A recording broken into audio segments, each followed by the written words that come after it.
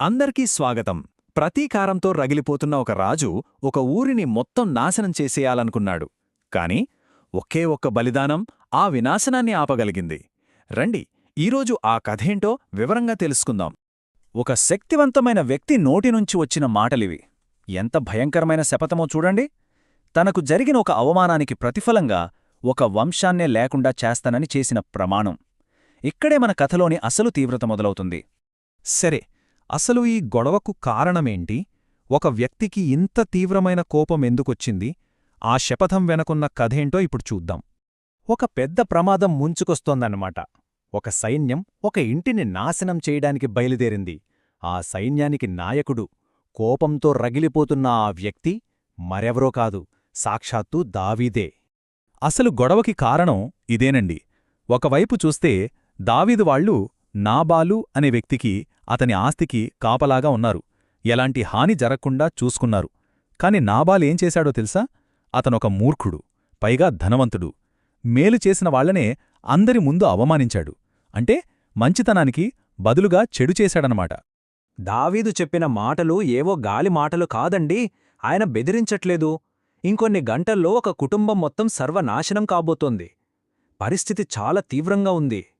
అయితే కథ ఇక్కడితో అయిపోలేదు. కథలో ఒక ఊహించని మలుపు రాబోతోంది. మొత్తం సీన్ని మార్చేసే ఒక వ్యక్తి రాబోతున్నారు.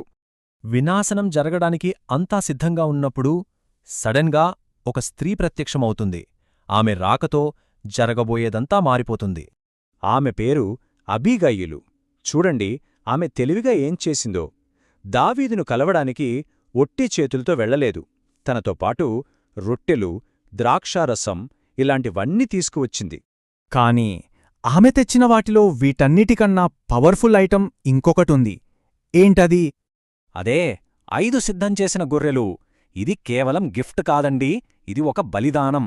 కథలో అత్యంత ముఖ్యమైన పాయింట్ ఇదే. సరే, ఇప్పుడు చూద్దాం ఈ బలిదానం ఎలాంటి ప్రభావం చూపించిందో. ఇది కేవలం ఒక చర్య కాదు, ఇదొక మాట చెప్పింది, ఒక సందేశమిచ్చింది. ఇక్కడ టైమింగ్ చాలా ముఖ్యం. దావీదు తన కత్తి దూసి రక్తం చిందించడానికి సిద్ధంగా ఉన్నాడు. సరిగ్గా ఆ క్షణంలో ఆయన ముందు ఒక బలిదానం పెట్టబడింది. దాని ప్రభావం వెంటనే కనిపించింది. ఆ క్షణంలో ప్రతీకారంతో రగిలిపోతున్న దావీదు కోపం చల్లారిపోయింది. కోపం ఆగగానే ఆయన ఇవ్వబోతున్న మరణశిక్ష కూడా ఆగిపోయింది. ఇక చివరగా జరగాల్సిన ఆ వినాశనం కూడా పూర్తిగా ఆగిపోయింది. చూశారా? ఒకే ఒక్క బలిదానం ఒక ఊచకోతను ఆపింది.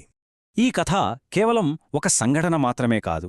దీని వెనక ఉన్న పెద్ద సత్యాన్ని, ఆ ఆధ్యాత్మిక అర్థాన్ని మనమిప్పుడు తెలుసుకుందాం. అవును, మనం విన్నది కేవలం ఒక పాత కథ కాదు. ఈ సంఘటన వెనుక ఒక లోతైన అర్థం దాగి ఉంది. ఇదొక సూత్రాన్ని మనకు చూపిస్తుంది. అసలు బలిదానమంటే ఏంటి? చాలా సింపుల్గా చెప్పాలంటే, ఒక తప్పుకి, దానికి రాబోయే శిక్షకి మధ్యలో పెట్టే ఒక అర్పణనమాట. దాని పని ఏంటంటే ఆ శిక్షను తన మీదకు తీసుకోవడం. చూడండి, అబీగయీలు ఇచ్చిన ఆ బలిదానం అనేది ఒక సూచన మాత్రమే. అది రాబోయే ఒక గొప్ప సత్యానికి నీడలాంటిది. ఒకరోజు యేసుక్రీస్తే ఆ గుర్రపిల్లగా, అంటే మానవజాతి పాపాల కోసం ఇవ్వబడిన చివరి సంపూర్ణ బలిదానంగా మారారు.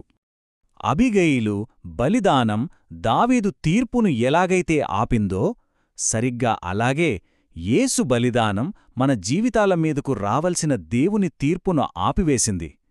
ఇది మనం గుర్తుంచుకోవాల్సిన చాలా ముఖ్యమైన విషయం. తీర్పు చెప్పడానికి కత్తి సిద్ధంగానే ఉంది. కానీ ఆ తీర్పు శబ్దం కన్నా బలిదానం యొక్క స్వరం చాలా బలంగా వినిపించింది. దీని గురించి ఆలోచించండి.